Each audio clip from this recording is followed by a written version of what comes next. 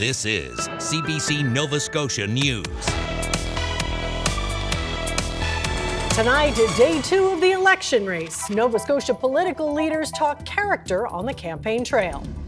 Costume controversy. A Cape Breton Firefighters Club apologizes for offensive costumes at its Halloween party. And a fatal crash in a construction zone sparks concerns about safety on Nova Scotia's 100 series highways. Mostly clear and chilly tonight into Tuesday for most, but onshore showers and a few flurries continuing to mix in for the east. Your full forecast is coming up.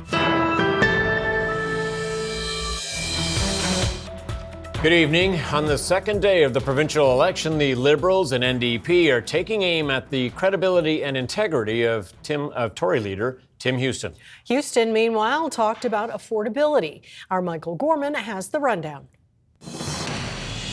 The leaders of the Liberals and the NDP started the day by questioning the integrity of Tory leader Tim Houston and pointing to examples they say show his first priority is not Nova Scotians. Chender held a news conference in front of a former hotel construction site the government bought and sold to a long-term care provider to convert it into a patient care facility. Chender says the province needs more beds and that these facilities could help, but not the way Houston and the Tories went about it. If someone had come to us with the idea of a transitional care facility and we had commissioned an expert report to ask if a facility like this was appropriate, and that expert report had said, no, it is not appropriate, you shouldn't buy the building, we would have listened and we would have found a different solution. Churchill took aim at Houston's willingness to keep his word and operate a transparent government.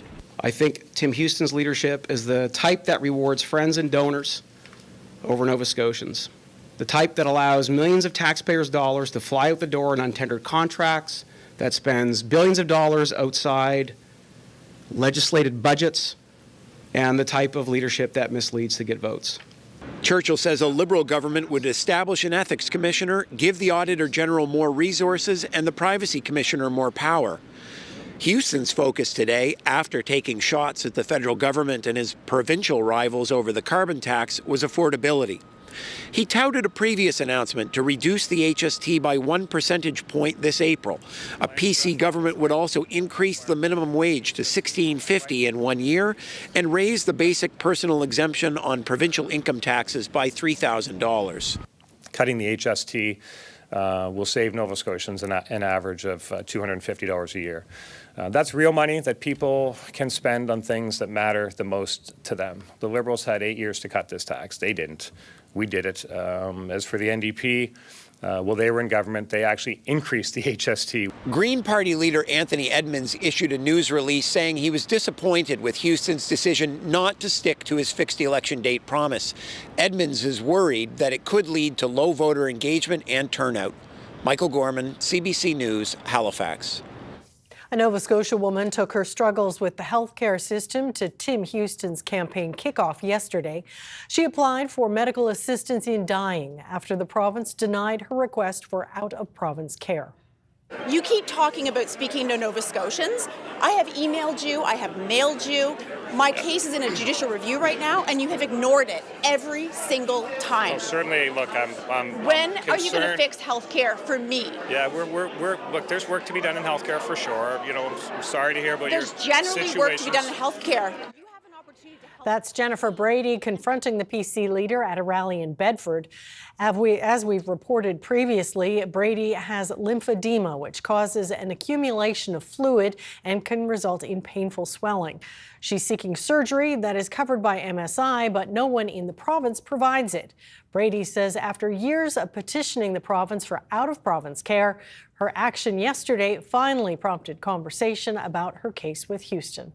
Satisfied that he seems now to be paying attention to the issue, but it has taken me so much time, effort to fight for that, and you know, it's utterly exhausting. It's absolutely exhausting. It feels like a full-time job at times trying to get their attention.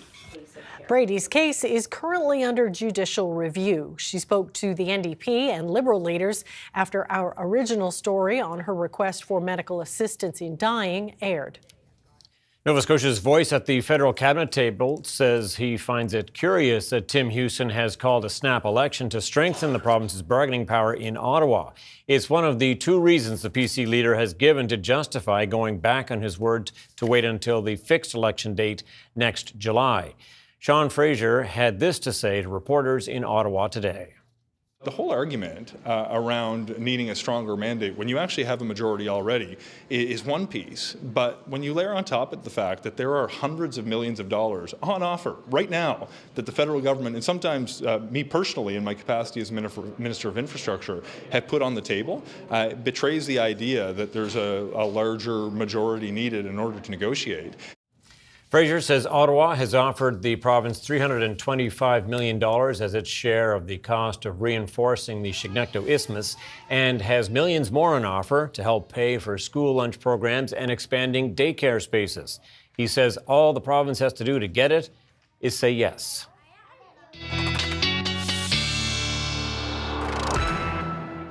Hello to Ryan Snoddon, now here to tell us more about the weather. Yes, welcome back. And some chilly temps, though. Oh, yeah, welcome back, fall. It definitely is a fall-like feel yesterday into today, and again tomorrow, even into Wednesday. High temperatures today. This is widespread, the coldest day we've seen so far this season.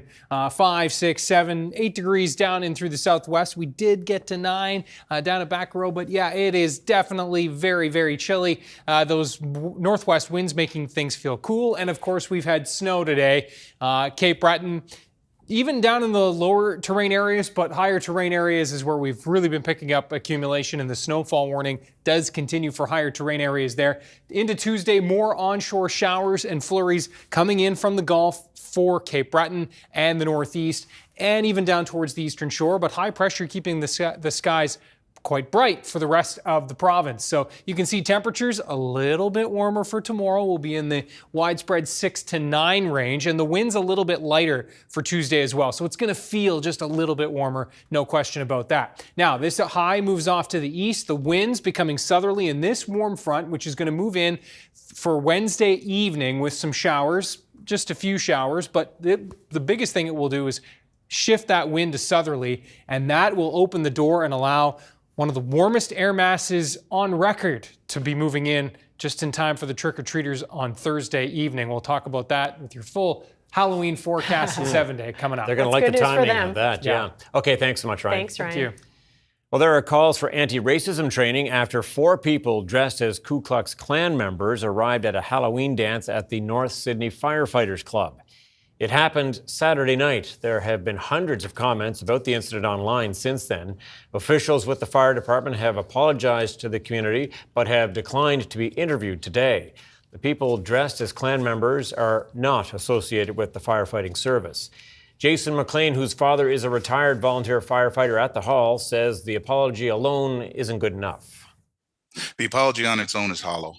And there needs to be action taken. So everybody associated with this organization should be taking anti-Black racism training. And not only that, I would encourage the fire department to become spokespeople for it. Like what person of color now is going to want to be a part of the fire department or want to be a part of this fire hall? The fire hall says it vows to, quote, do better in the future. A construction zone on Highway 101 in Kings County is causing concern among some residents. As the CBC's Luke Ettinger explains, it comes after a fatal accident in the area earlier this month. Construction ahead signs caution motorists to be aware, but some say there needs to be changes to this worksite on Highway 101. Every time I get on, I say, this isn't right. Like, there's not enough warnings. People aren't slowing down, and not anything had changed after the accident. On October 12th, a child and 62-year-old woman died after a transport truck hit 4 vehicles stopped for construction. RCMP say the crash is under investigation. And with traffic sometimes backing up beyond cones, Page worries tragedy could strike this worksite again. If you're stopped, you should be in this area where there's pylons. That's as simply as what it is. What do you think a pylon says to somebody? It says construction, slow down, Those are the two important things: slow down and that there's construction. So what protocols are in place to warn motorists of work ahead? It starts with some signage up there. You'd have your advanced warning area, so you'd have a speed fines double, a traffic control person ahead sign. Construction Safety Nova Scotia provides training for traffic control personnel across the province. In Nova Scotia, crews follow the Temporary Workplace Traffic Control Manual. The province says each site is different, so the manual helps determine where warnings and pylons are placed. But the temporary workplace signer is also responsible to review the site frequently, periodically, to make sure that's still working, so that a line of traffic is not backing up beyond those advanced warning signs.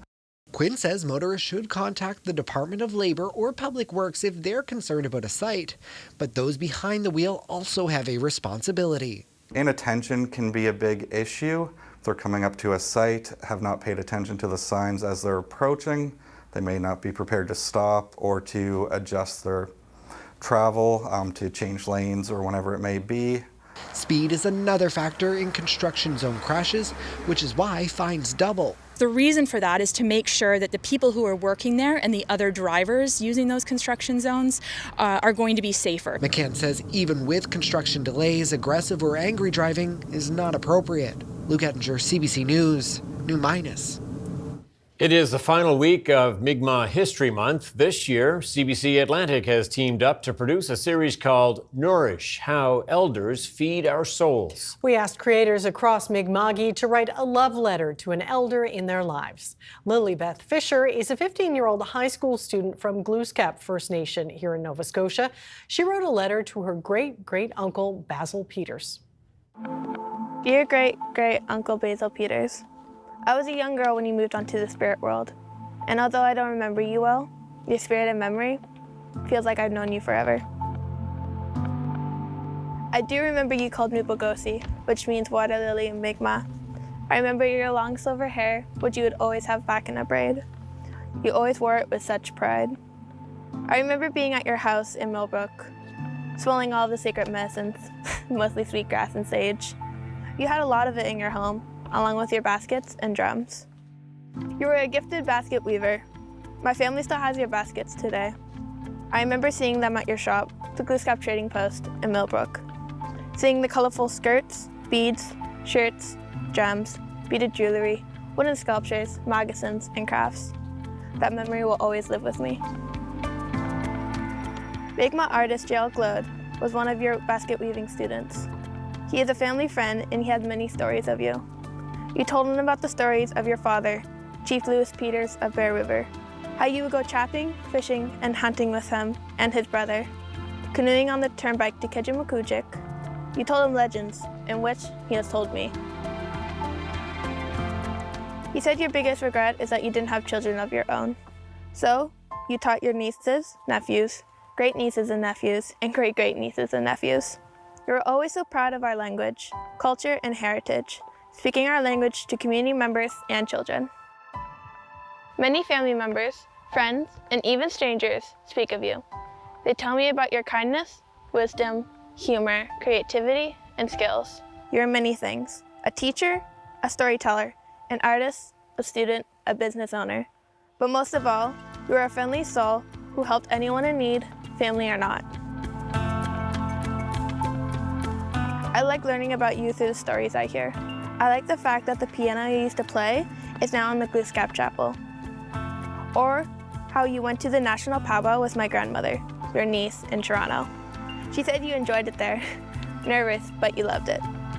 I hope you are well in the spirit world, there with your sisters, brothers, nieces, nephews, and your mother and father. We miss you dearly every day. Your spirit lives in our communities, your baskets, your shops, your art, and your stories. It lives on in anyone who had the honor to meet you and see your warm, friendly smile.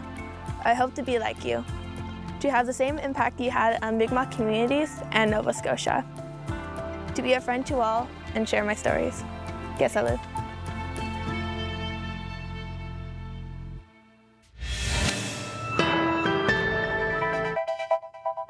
Well, there's a beautiful sunset over Halifax Harbour. Hopefully everyone got home in time tonight on the McDonald Bridge there. Ryan's up next with his full weather forecast.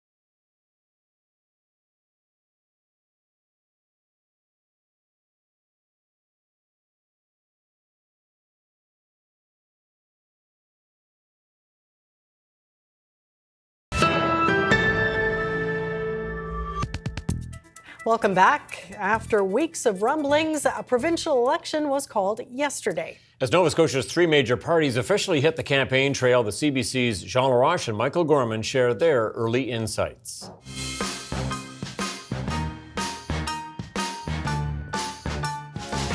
Mike, here we are at Elections Nova Scotia in their warehouse, and as you can see, everything is packed to go. Although we do have a fixed election date in law, obviously we're into a snap election now.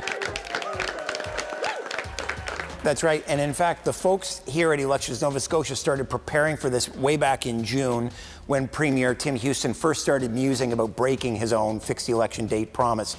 Elections Nova Scotia obviously doesn't have the luxury of sitting around and waiting. They need to be ready to go. And so what you see behind us and all around us, in fact, are pallets packed, ready to go on trucks to be shipped out so that returning offices across the province have everything they need to effectively run an election here in Nova Scotia. And what makes this one interesting is we're going to have e-balloting, not the same way that a municipal election were run, where you could do internet voting, do it from home. You'll have to go to one of the early voting stations, but you'll be able to use an iPad to be able to pick your choice. And the difference that will make is on election night, all those advance ballots will be counted and will be reported when the polls close. Right, and so that may mean, depending on how things go, an earlier result, although as we know from elections past, things don't always go according to plan. What we do know is that there are districts in this province that are insured to have a new MLA, and then beyond that, we're going to have to wait and see. Now that we're into an election, parties will begin rolling out platforms. Some of them choose to drop them immediately all at once. Some of them trickle them out week over week. And you can be assured that as that's happening, we will continue to bring you information about what those platforms have to say and what's going on the campaign.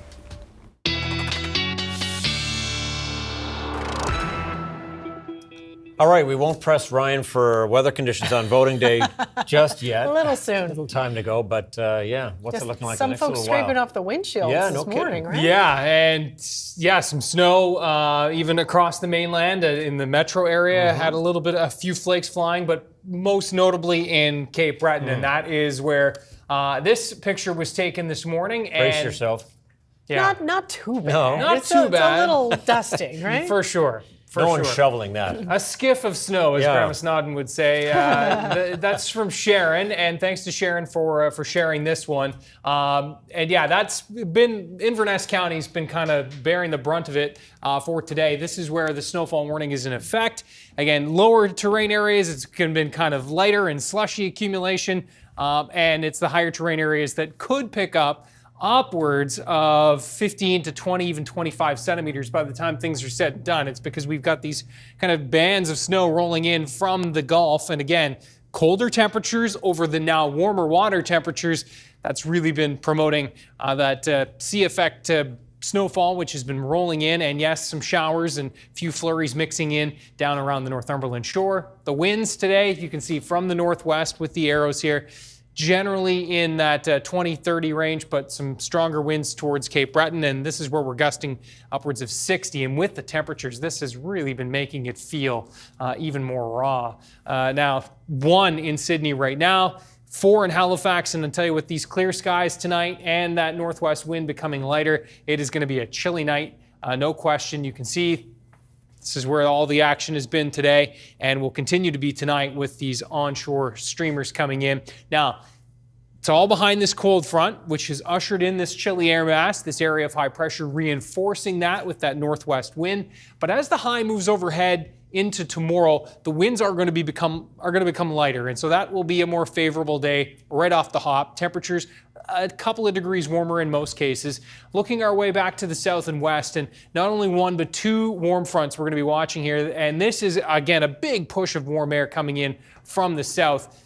This time of year, again, the contrasts are just incredible, right? Minneapolis at 24, Edmonton's at 3 on the other side of this front. And so we're going to be watching this warm air mass push its way up into the Great Lakes and then eventually into our region. just in time for Halloween and the trick-or-treaters. So yeah, for tonight, we're going to be seeing temperatures ranging between around -2 and -4 for most cases. So it will be a little bit cooler than it was this morning in many spots. -2 in through the New Glasgow area. It looks like Cape Breton, for the most part, will be just above the freezing mark. Again, thanks to the onshore flow and the water temperatures. We are going to be looking at those flurries into this evening, the overnight. Again, clear skies for most of the mainland. Tuesday, more the same. So onshore flurries and showers and some graupel likely mixing in for the Northumberland shore down into Guysborough. And we will be looking at that similar story for Cape Breton throughout the day on Tuesday. Those northwest winds, 20 gusting 30 to 40. Note the temperatures a little bit warmer, highs of 6 to 7 degrees. Across the rest of the mainland, we're looking at temperatures that are going to be ranging between around 6 and 8. Those northwest winds a little bit lighter for central areas and backing things out into the west, and the potential for some double digits here down and through the Liverpool area. Looks like most of us will tap out around 9 in through the south and along that south shore region. Wednesday, wind shift to south.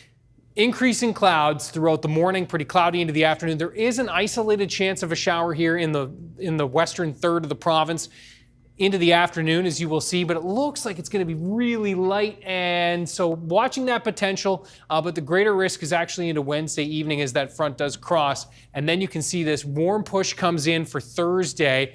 Chance of showers in the morning, and then I think the clouds could be a bit stubborn, but overall it looks dry for trick-or-treating. And look at the jet stream again, well to the north. Model outlook for Thursday, you can see highs 17 to 20.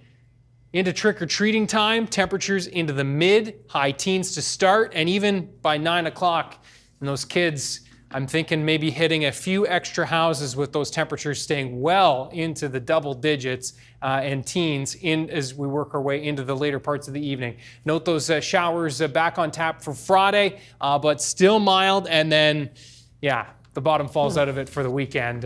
Can only last for so long this time of year, but what a day. Did you have the costume picked out yet, Ryan? Not yet, not yet, no. I might go as Tom Murphy. Oh, that's a good one. Really popular this year. Yeah, that's right. Okay, thanks, Ryan. Thanks, Ryan. Coming up, speaking of costumes, costume controversy. A group of adults dress up as KKK members at the North Sydney Firefighters Club Halloween party.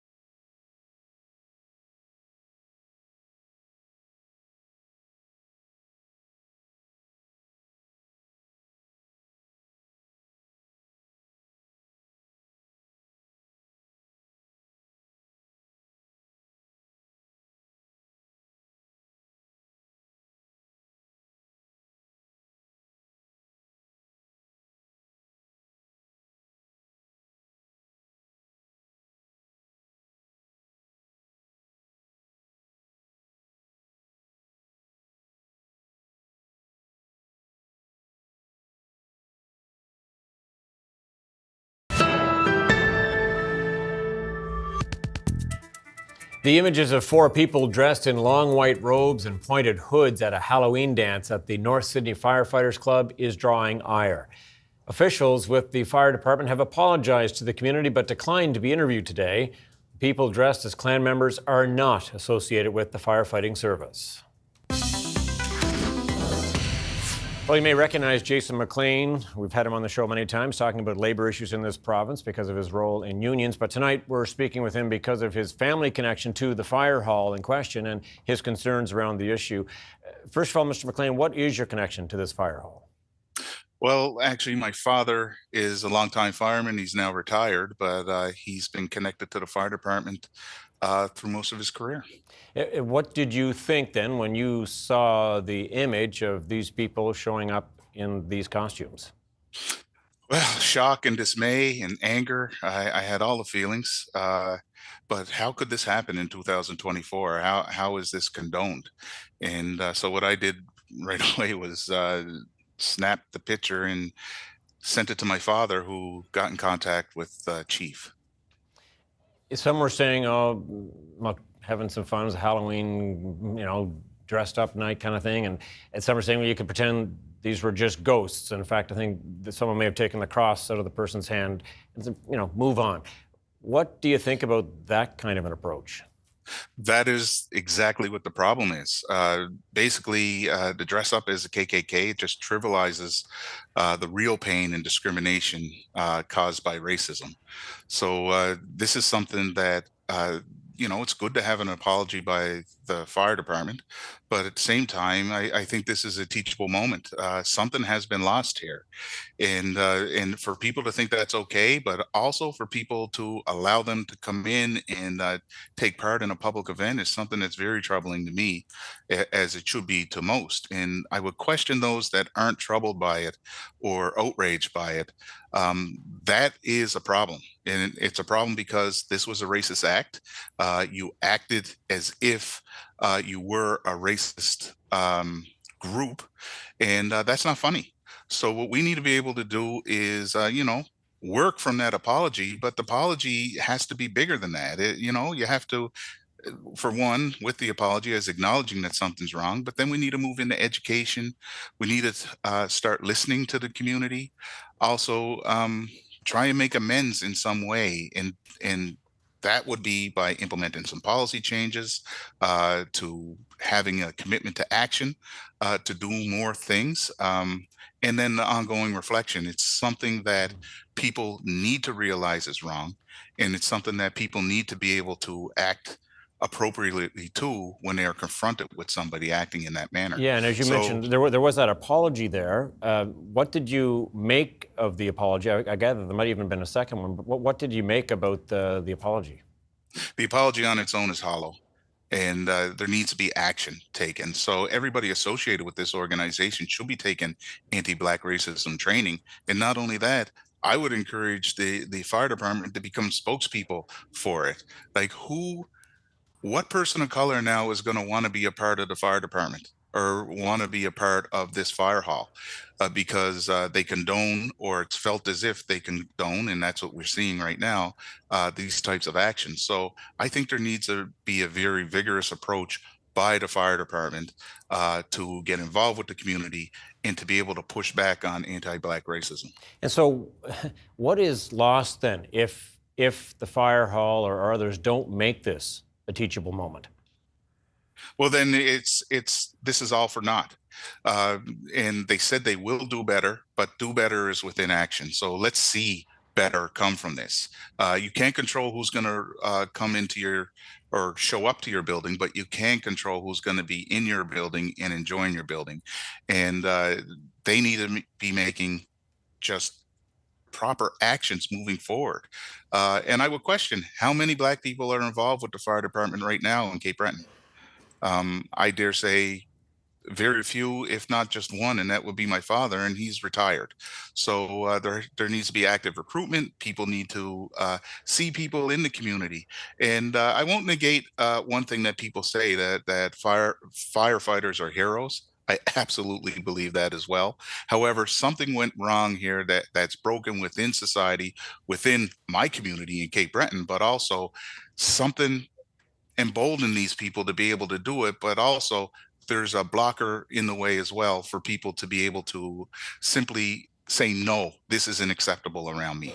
So we need to go full press on this here.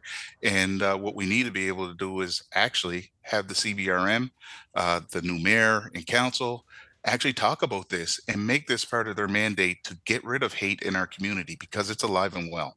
And I see it in the comments, because some people are saying, this isn't something that's a big deal, let's just move on. It is a big deal, and it's something that hurts me, it hurts my family, especially my father, and it hurts our community. So let's fight back on this, but we need to see action. An apology isn't enough. All right, and on that note, we will leave things. Thank you for your thoughts, Jason McLean. Thank you very much.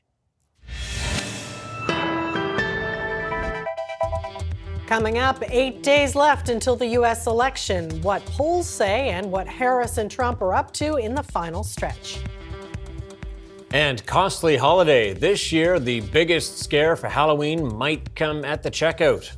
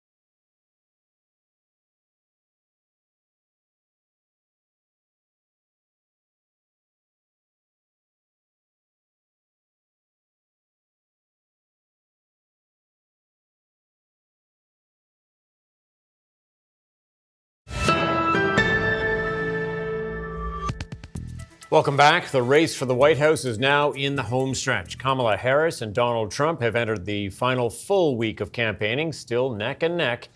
And today, both are targeting voters in swing states. Harris is in Michigan, which the Democrats have claimed in all but one election since 1992.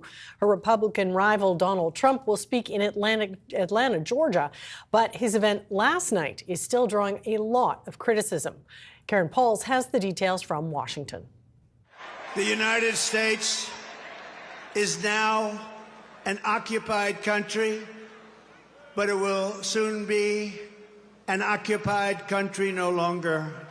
On day one, I will launch the largest deportation program in American history. There's more fallout from racist remarks, vulgar language, and sexism at Donald Trump's rally last night in New York's Madison Square Garden. One speaker likened Vice President Kamala Harris to a prostitute with pimp handlers, and a comedian dissed Puerto Rico. You know, there's a lot going on. Like, I don't know if you guys know this, but there's literally a floating island of garbage in the middle of the ocean right now. Yeah. I think it's called Puerto Rico. Trump's campaign is disassociating itself from that comment. Many other Republicans are as well, saying it doesn't reflect the party's values. Harris says none of this is new. Donald Trump spends full time trying to have Americans point their finger at each other. Fans the fuel of hate and division, and that's why people are exhausted with him. That's why people who formerly have supported Donald Trump, have voted for him, are supporting me, voting for me. People are literally ready to turn the page. Latino music stars Bad Bunny, Jennifer Lopez, and Ricky Martin have all responded to those comments, pledging their support for Harris on social media.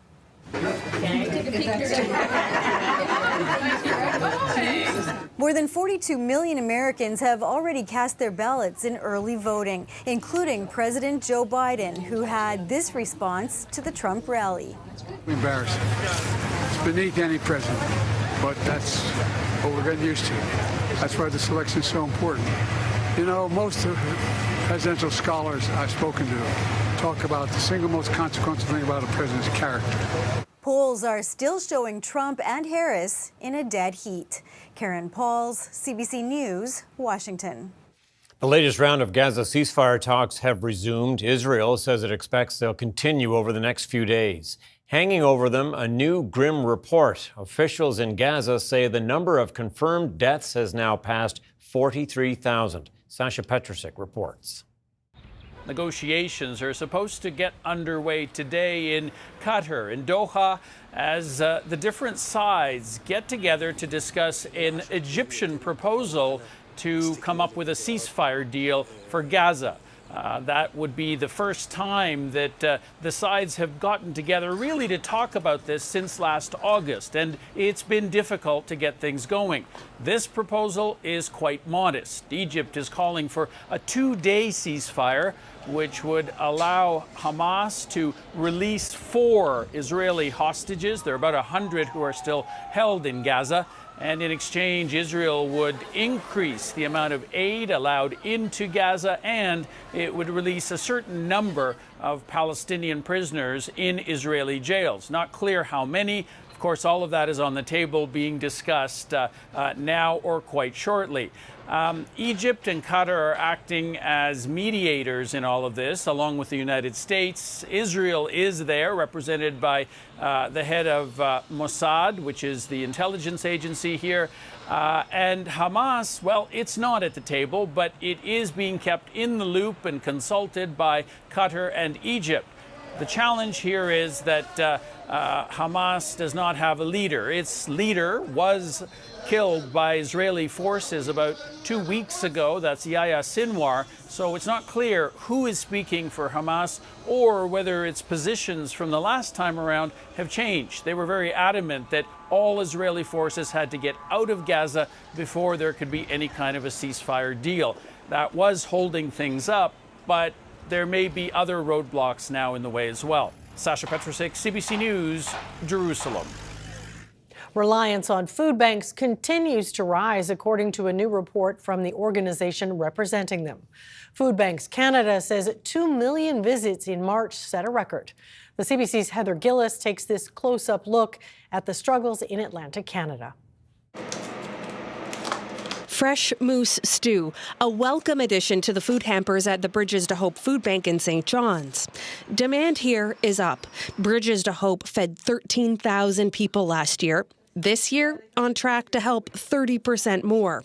It's forcing them to cut back on some hamper items. In the past, an individual person might get a full box of cereal, and now that's been cut back to a 4-cup serving per person. A cup of instant coffee, now only filled to 3/4 of one.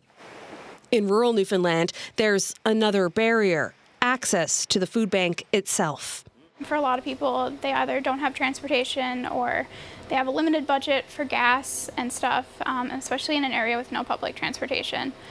So we've been hearing from people that usually they stretch their trips to the food bank a little bit further. And it's all donated. Demand is also surging at this Nova Scotia food bank. It means cutbacks here, too. We're not buying juice anymore. We're not buying like canned turkey, ham. We do buy canned tuna. According to Food Bank Canada's latest count, visits across the country were up by 6% for the year that ended in March. 2 million people in Canada went to a food bank that month. That's nearly doubled in 5 years. So food banks are not designed to support this type of rapid increase in such a short period of time. And as a result, what we're seeing is many are buckling under the strain. Meanwhile, staff at food banks in Newfoundland and Labrador and Nova Scotia are bracing for the colder months ahead as heating bills stretch budgets and demand rises even further. They're calling on the federal government for help fast. Heather Gillis, CBC News, St. John's. Fewer international students will be attending Canadian post-secondary schools due to a series of government policy changes. Those institutions have expressed concerns about those decisions from the outset. Now they say they're starting to feel the effects. Sarah Levitt reports. These prospective students are getting a chance to see what Montreal's Concordia University is all about, but the school says there are fewer of them. We have seen a decline in our open house pre-registration numbers. And the school says it's only expected to get worse. Last week, the federal government announced it's cutting back on immigration, reducing the number of new permanent residents by more than 20% next year. That's on top of a reduction in international student permits. There's been a whole series of announcements that have done real damage to the Canada brand. Seneca Polytechnic says it's temporarily closing its Markham, Ontario campus as a result. It didn't make much sense to continue to run a campus that was losing enrollment. Look, we've got to get our house in order in Canada. Right now, the word out there in the world is that Canada doesn't want international students. It has been a tough year. In Montreal, both Concordia and McGill University have also been forced to hike tuition for out-of-province and foreign students, a move Quebec says is meant to protect the French language. The questions are still coming in from students who have concerns about what that all means, and we don't necessarily have all of the answers yet. The federal government argues the immigration cuts are meant to correct the balance after admitting a record number of temporary workers after the pandemic. But the head of an organization promoting international studies in Canada says the decision is short-sighted. These are global talent that have chosen Canada as their place for learning and professional growth, who emerge from our institutions with Canadian credentials, who speak one, if not both, official languages, and have a tremendous amount of potential to contribute. Now that potential talent, she says, may go elsewhere. Sarah Levitt, CBC News, Montreal. An important scientific collection of fungi is at risk of leaving Canada for good. Funding issues may close the Toronto facility, and as Thomas Dagla explains, that could complicate the development of medical breakthroughs. We'll have a fresh culture of the cantaloupe strain. As far as fungus goes, this one is famous. A sample taken from a moldy cantaloupe that yielded a strain of penicillin, saving countless lives in the Second World War.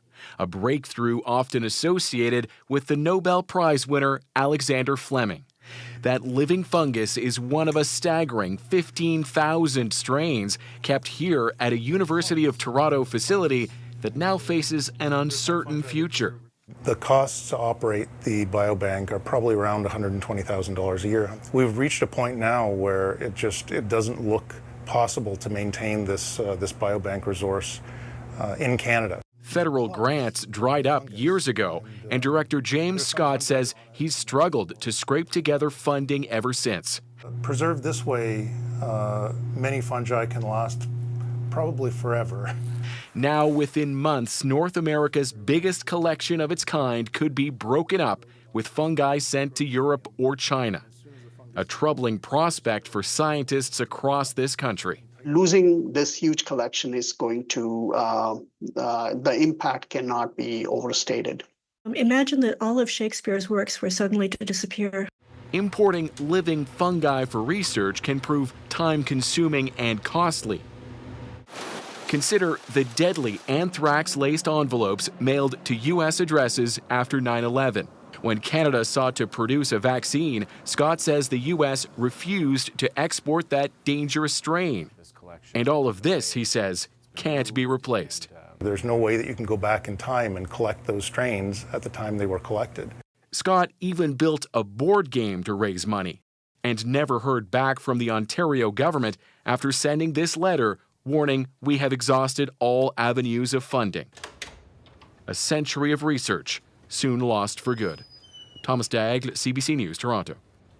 Halloween is just 3 days away, but this year you may have already had the biggest scare when you purchased Halloween candies. The cost of ingredients for chocolate bars and other treats is way up. And as Brittany Henriquez reports, it's spooking many Montrealers. Oh, sure, they're Smarties. Here you go. I asked people how much they think I paid for a box of 50 chocolates. How much do you think this cost? $15? $8.95. $12.99. $12.99. $11. Oh, I was so close. Absolutely crazy. Absolutely crazy. The price may feel crazy, but this expert says when you factor in the cost to make Halloween treats nowadays, it makes sense. Cocoa prices have actually exploded compared to last year's Halloween. It's up 120%. And sugar prices are up 24% since May. And so when input costs go up, typically manufacturers tend to really make some adjustments around packaging and quantities. Experts say you might not have noticed a big hike in prices for some candies, but you're sure getting a lot less than you're used to.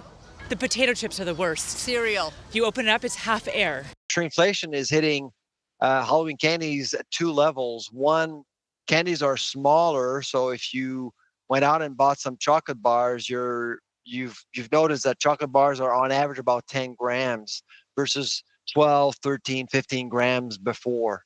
And also you're getting fewer items per box or per bag.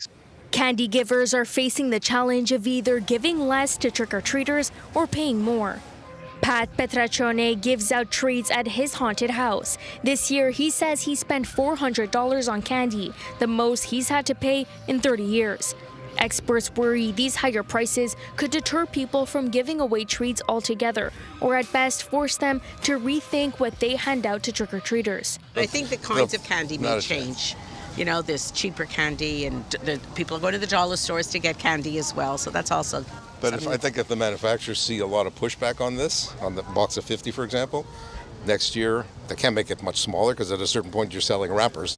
And if you are giving out treats and haven't bought your candy yet, experts say do it as soon as possible because they believe prices will get even higher closer to Halloween.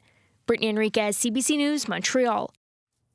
Canada's main stock index gained just over 100 points today, while U.S. markets also moved higher. Here's a look at how the markets did do as we head to break.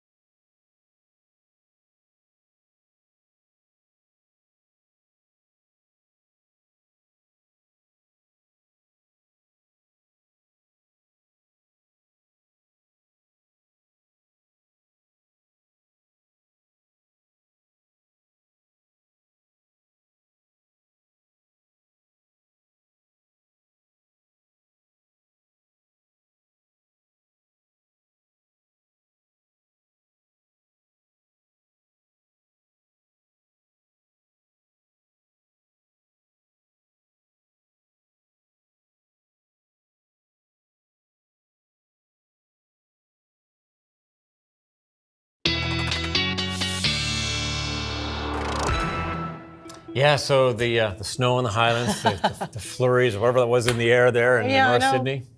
Chilly. And chilly, 20 chilly. degrees in the forecast. Yeah. Swing, huh? Yeah. Never a dull The moment. roller coaster ride of October, which really hasn't been all that bumpy. I mean, No. we've had some chilly mornings and some chilly days, but this week in particular, it's really riding up and down.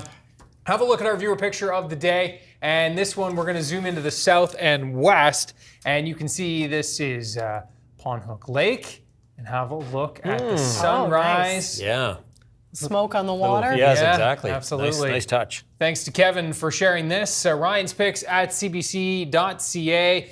Love to see your picks, and there have been some beauties coming in. Now, as we look at the Tuesday forecast, we are looking at a really nice day down through the south and west for this time of year. The winds are going to become light, lots of sunshine, temperatures in the 8-9 degree range. Closer to the north and east, we're going to be a bit cooler in that 6, 7, 8 range, and we'll see that chance for some showers and flurries, especially in the morning, and could even see some grapple mixing in again along that Northumberland shore and into Cape Breton. So watching for that. And by the way, those winds in Cape Breton will gust 30 to 40 through a good portion of the day. 7, 8, 9 degrees for Wednesday in the northeast, but a better chance for some double digits further to the central and southwestern parts of the province. And again, those winds becoming south and could easily have put a couple of shower icons there for Yarmouth, Bridgewater, and Kentville because that warm front is going to be advancing in. Looks like that shower activity is going to be fairly light, but the latest afternoon models have been a bit more bullish on this, so we'll keep you posted. Either way, the showers are done, and we're looking dry and warm for the trick-or-treaters. Sounds good. No snowsuits. Yeah, good one. Finally tonight, here's a look at the latest residents of the Toronto Zoo. 2 snow leopard cubs were born at the zoo in May. Now the public can see them in their outdoor habitat. The cubs have been kept indoors until now, so zoo personnel could give them their necessary vaccines. The snow leopard is elusive in the wild and is listed as a vulnerable species. It's estimated that there are only about 5,000 remaining. Wow. Looking comfortable there. Yeah. That's it for us tonight. Thanks so much for watching. We'll see you next time. Good night. Good night.